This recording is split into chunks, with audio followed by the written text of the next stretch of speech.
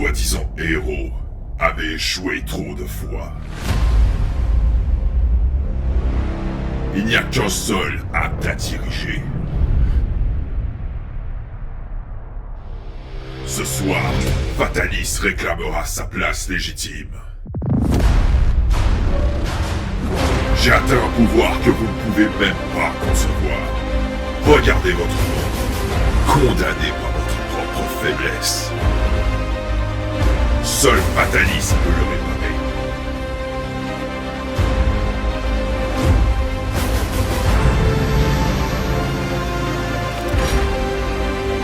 Vous appelez cela de la tyrannie. Moi j'appelle cela le salut.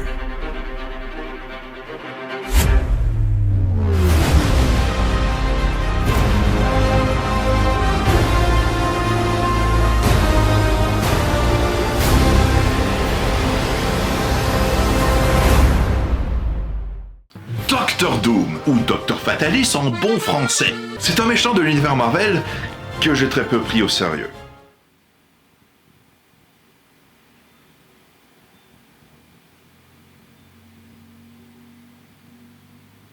Pour moi, c'était un méchant kitsch et caricatural des années 60. Je veux dire, sa première apparition, c'est lui qui oblige les 4 Fantastiques à remonter dans le temps pour lui ramener le trésor de Barbe Noire. Tu dis quand même?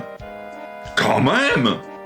Ajoute-tu un accent allemand, hey, je suis le Docteur Doom! Et le rire de Skeletor, et là, that's it. C'est le combo.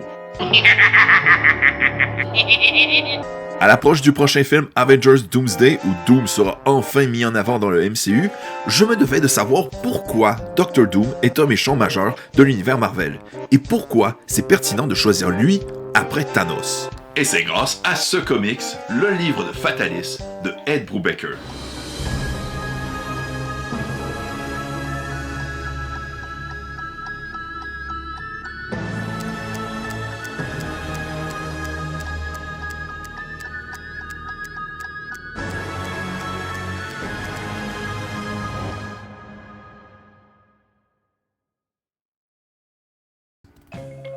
Imaginez, vous êtes un nouveau lecteur de comics et êtes dans la même situation que moi. Vous voulez savoir pourquoi un personnage est populaire, et vous voulez pas vous fier à ses actes, mais à ses origines. Des auteurs répondent à vos prières sataniques et créent des one-shots sur ces personnages. Je vous présente Books of Doom de Ed Brubaker, auteur de comics qui a dans son palmarès le fameux Captain America, le soldat de l'hiver. Les présentations sont faites, que nous raconte le livre de Fatalis? Il est né gitan, dans un pays qui n'offrait rien, sinon la souffrance et l'humiliation. Victor Von Doom n'était ni destiné à devenir un héros, ni à rester un homme ordinaire. Son père, guérisseur, et sa mère sorcière lui transmettent 2 héritages, la science et la magie. Doté d'une intelligence hors norme, il attire l'attention et est envoyé étudier aux États-Unis. Là, il découvre 2 choses qui définiront sa vie, l'arrogance des institutions et la présence de rivaux qu'il considère inférieurs. Refusant toute limite, Doom poursuit une quête obsessionnelle, libérer sa mère des enfers et prouver sa supériorité sur l'humanité entière. Victor retourne en Latvérie, son pays natal, toujours soumis à un dirigeant corrompu et faible. Là où d'autres verraient un trône, Victor voit une injustice. Books of Doom, c'est un peu comme le comics L'Ascension de Thanos, une origin story d'un méchant iconique pour lui donner une meilleure consistance. En y réfléchissant pour montrer la fascination envers le personnage, on peut trouver une similitude très intéressante entre Doctor Doom et Dio Brando de Jojo Bizarre Adventure. Oui, je fais une référence à Jojo. Comment ça, t'as pas regardé Jojo Bizarre Adventure? Une similitude qui ne se trouve pas dans leur pouvoir, mais dans leur évolution et leur choix. Les 2 sont nés dans la misère. Ils ont grandi dans un environnement cruel, où ils étaient écrasés par un monde dominé par les riches et les puissants. Ils ont connu l'humiliation, l'injustice et cette sensation d'impuissance totale. Ce genre d'enfance crée une obsession.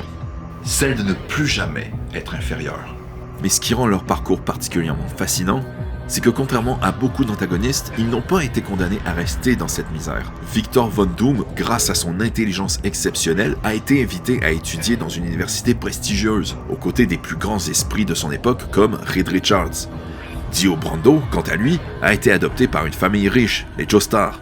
Il a été nourri, logé, éduqué, il avait accès au confort et à un avenir d'avocat. Bon, après, je me demande qui voudrait de Dio comme avocat.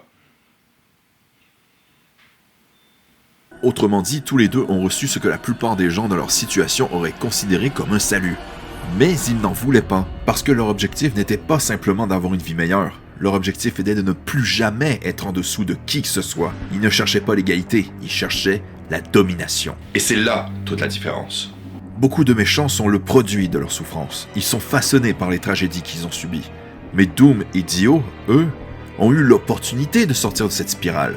On leur a proposé une échappatoire. Et malgré ça, ils ont quand même choisi de devenir des monstres. Parce qu'à leurs yeux, il ne suffit pas d'échapper à la faiblesse. Il faut l'éradiquer complètement. Il faut devenir supérieur. Ce ne sont pas des hommes qui ont été brisés par le monde. Ce sont des hommes qui ont juré de ne plus jamais se plier devant lui. Et pour finir, une similitude plutôt cocasse. Les deux vouent une haine viscérale envers le héros qu'ils ont côtoyé durant leur jeunesse. L'un des aspects du personnage que je m'interrogeais, c'est qu'il soit un dirigeant d'un pays, la Latvérie. Tout dans ce comics prend sens, et c'est très intéressant. Fatalis, originaire de Latvérie, est un personnage qui aime sa patrie. Il veut renverser le dictateur en place car il se sent plus légitime à gouverner, mais on sent vraiment une envie de rendre son pays meilleur. C'est un méchant avec une certaine nuance. Un méchant pas foncièrement mauvais. Ses pouvoirs sont plus impressionnants qu'on peut le croire. Fatalis est très intelligent, ce qui fait qu'il use de la science. Mais comme il veut tout contrôler, il se tourne aussi vers l'occulte, le surnaturel. Sa puissance oscille entre l'ésotérisme et le rationnel. Et ça, c'est impressionnant, car là où la plupart des personnages s'en remettent à une seule forme de pouvoir, Fatalis, lui, refuse les limites. Pour connaître la puissance absolue, il faut maîtriser les deux domaines. On est très loin de ce que les adaptations ont pu nous montrer. Leur Fatalis projette des éclairs ou maîtrise la force. Disappointed! Malheureux que je suis de ne pas avoir pris Doom au sérieux. Si Panini Comics doit faire une édition must-have avec la bande dorée, c'est bien ce comics. Bon, après, faut me comprendre, hein, mes premières introductions à Doom, c'était les films, et ça lui rendait pas honneur. Le costume du film de 2005, il est chouette par contre. Faut l'avouer. Ensuite, t'as Super Hero Squad. No one knows Doom's mind, and nothing can be hidden from Doom. You owe me a controller. No, two controllers. Et puis, concernant les comics, j'ai lu Infinity Gauntlet, où il apparaît pour aider les héros face à Thanos. Déjà que le mec, il se pointe et a le culot de dire à tout le monde « Ouais, je viens vous aider à sauver l'univers, mais c'est moi le chef, ok? » Tu crois que c'est le moment de te la ramener alors que l'univers est en jeu? Et comme si ça suffisait pas, il fait un coup de pute aux Avengers en profitant de l'inconscience de Thanos pour lui piquer le gantelet. Mais ça n'a pas marché et Thanos le fume. J'ai maintenant changé d'avis sur Doom grâce à ce comics. Et puisqu'on parle de lui, c'est bien parce qu'il est annoncé comme la nouvelle menace dans les films du MCU, donc, qu'en dire? Eh bien, il y a du positif à ce choix, mais j'ai aussi des grosses craintes. En positif, il y a le fait que la menace est très humaine. Jusqu'à maintenant, les méchants des Avengers ont toujours été des êtres dits non naturels. Loki un Asgardien, Ultron un robot et Thanos un extraterrestre. Choisir Doom après Thanos est un choix intéressant, car le méchant est humain, comme les héros. Un truc qui me rassure, c'est le visuel de la tenue, d'après les leaks qui ont fuité. Doom est un monarque typé médiéval, et le MCU a comme particularité de concevoir les tenues avec des détails qui se rapprochent des équipements tactiques militaires, donc moins flamboyants comme les costumes classiques des comics. Personnellement, je trouve que ça manque de cap dans le MCU. Ah, je sais. C'est parce que Disney a engagé Edna pour les costumes du MCU, ça doit être ça. Ça doit être ça, oui. Maintenant, concernant mes craintes, il y a Robert Downey Jr. Ce choix, c'est clairement un aveu d'échec sur les projets du MCU. Les dernières productions n'ont pas été de grands succès, et les nouveaux personnages semblent ne pas intéresser les spectateurs de la première heure. Le choix de ramener Robert est sûrement dans l'intérêt de ramener la nostalgie chez les fans, et c'est chiant, t'avais une myriade d'acteurs parfaits pour le rôle. Par exemple, Matt Mikkelsen, Cillian Murphy, Sam Witwer ou Viggo Mortensen. Ouais, je sais que vous salivez à l'idée que ce soit l'un d'eux. There are many who have prospered from my misfortune. This is some of the most exciting stuff I've ever done. Ma deuxième crainte, qui est aussi liée au choix de Robert Downey Jr., c'est obligé qu'ils vont montrer le visage de Doom, alors que c'est antinomique au personnage. Dans le comics que j'ai parlé, on montre que le choix de Fatalis de vivre éternellement avec un masque est déjà pour se détacher de son passé, son côté humain pour incarner quelque chose de plus grand, comme Dio qui devient un vampire, mais aussi parce qu'il est défiguré et est devenu méconnaissable. Il ne veut pas qu'on le voie ainsi, un être faible. Mais si Robert Downey Jr. est choisi pour le rôle, on peut être sûr qu'ils vont le forcer à montrer son visage.